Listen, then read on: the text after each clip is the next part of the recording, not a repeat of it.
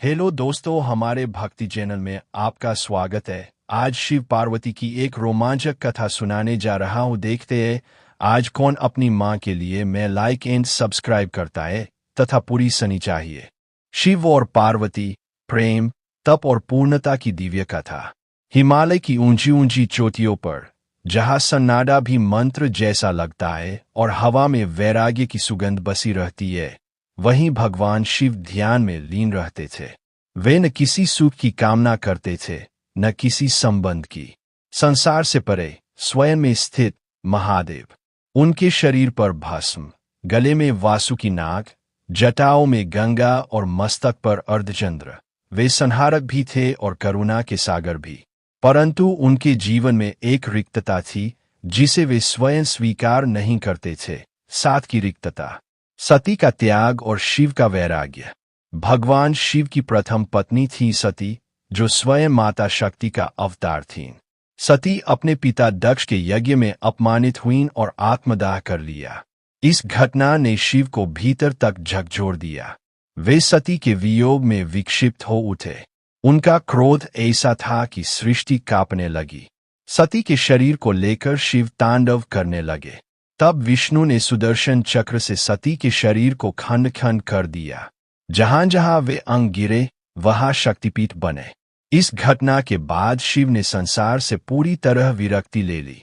वे हिमालय में तपस्या में लीन हो गए। वर्षों नहीं, युगों बीत गए। देवता चिंतित हो उठे, क्योंकि बिना शिव के सृष्टि का संतुलन असंभव था। पार्वती का जन्म।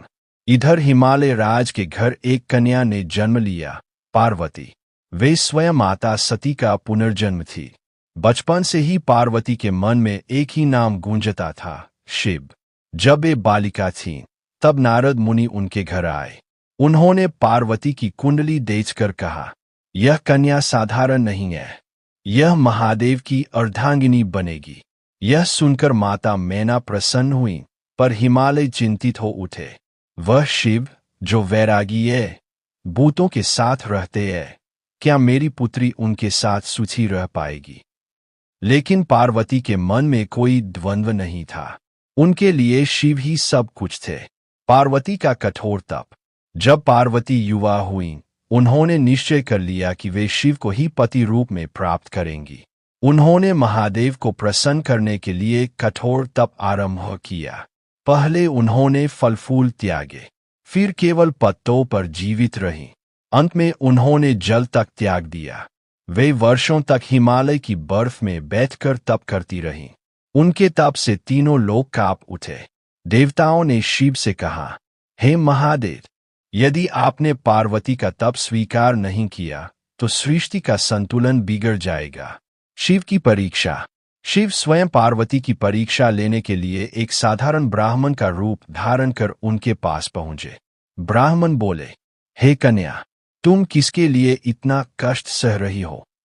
पार्वती बोली, मैं भगवान शिव को पति रूप में पाना चाहती हूं। ब्राह्मण हंसते हुए बोले, वह शिव, वह तो भस्मधारी है, अघोरी है, भूतों के साथ रहते हैं। तुम्हें उनसे क्या मिलेगा? यह सुनकर पार्वती का मुख तेज से भर उठा। उन्होंने दृढ़ स्वर में कहा, आप महादेव का अपमान कर रहे हैं। वे मेरे आराध्य हैं। उनके बिना मेरा जीवन अधूरा है। यह सुनकर शिव प्रसन्न हो गए। उन्होंने अपना वास्तविक स्वरूप प्रकट किया। दिव्य मिलन। पार्वती ने जब अपने आराध्य को सामने देखा तो उनकी आंखों से अश्रुधारा बह निकली।